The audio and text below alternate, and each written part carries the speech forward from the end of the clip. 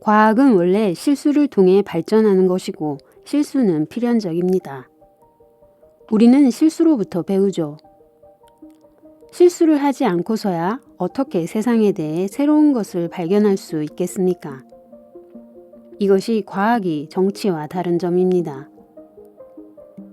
정치인이 자기가 틀렸다고 분명하게 인정하는 모습을 몇 번이나 보셨나요? 과학의 역사를 보면 과거의 실수에서 배웠던 사례가 가득합니다. 자연의 작동 방식에 대한 더 나은 이해와 새로운 실증적 증거는 새로운 가설과 낡은 이론을 교체하죠. 하지만 이런 접근 방식의 가치를 사회에 어떻게 설명해야 할까요? 가설을 세우고 검증한 다음 데이터와 맞지 않으면 폐기하는 방법의 가치를 말입니다. 정직에 대한 집착과 밀접한 관계가 있는 또 다른 과학의 특징은 의심의 중요성입니다. 이런 특성은 과학 연구 분야 외에서는 거의 찾아보기 힘들죠. 과학의 작동 방식에 대해 사회에 설명할 때 이런 특성이 오히려 최대의 적이 될 때도 있습니다. 과학은 무언가에 대해 결코 완전히 확신할 수는 없다고 말하니까요. 과학 이론은 세상을 설명하기 위해 현재까지 나와 있는 최선의 추측일 뿐이고 새로운 관찰이나 데이터와 충돌하는 순간 수정되거나 폐기됩니다. 물론 과학자들은 바로 더 나은 이론을 찾아 나설 준비를 해야 하죠. 사람들은 이렇게 말합니다. 당신 스스로도 확신하지 못하는데 당신이 하는 말을 우리가 어떻게 신뢰하거나 믿을 수 있습니까? 어떻게 확실하지도 않은 것을 고수할 수 있지요? 이런 반응이 나오는 것도 이해할 만합니다. 일시적인 최선의 추측이 아니라 확실한 지식을 추구하는 것이 인간의 본성이니까요.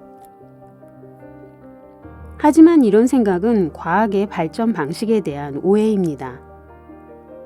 과학의 진정한 가치는 확실성에서 나오는 것이 아니라 불확실성에 대한 개방성으로부터 나옵니다.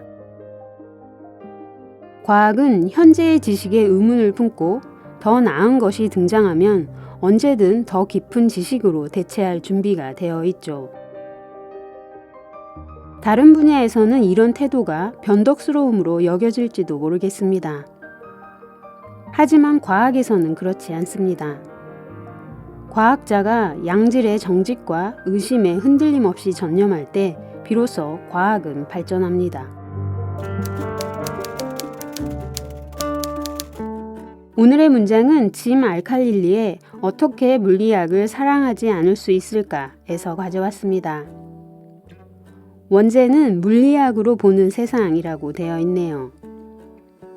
물리학이 현재 어디까지 왔는지, 어떤 문제들을 가지고 씨름하고 있는지, 그래서 인간은 세상에 대해 얼마나 많이 알고 있는지에 대해 탐구해 볼 수 있습니다. 양자역학과 최신 물리학 전반을 알고 싶으신 분들이라면 일독해 보면 좋을 것 같습니다. 설명이 평이하고 친절해서 혼자 읽기에도 무리가 없습니다. 저자는 물리학의 미래에 대해서 이야기합니다. 암흑물질과 암흑에너지 연구가 입자 물리학과 우주론을 완성시켜 줄 것이고 정보이론과 초전도체, 양자 컴퓨터 등 앞으로도 놀라운 일들이 계속될 것이라고 낙관합니다. 그리고 마지막 장에서는 뒤로 한 발 물러나 물리학자가 어떤 방식으로 세상에 대해 사고하는지, 이 과학이라는 거대한 체계가 어떻게 작동하는지에 대해 말합니다. 과학은 진리를 추구하지만 영원한 진리를 말하지 않습니다. 아니, 말할 수가 없지요. 과학은 새로운 관찰이나 데이터가 나오는 순간 수정되거나 폐기되어야 할 운명을 가지고 있습니다.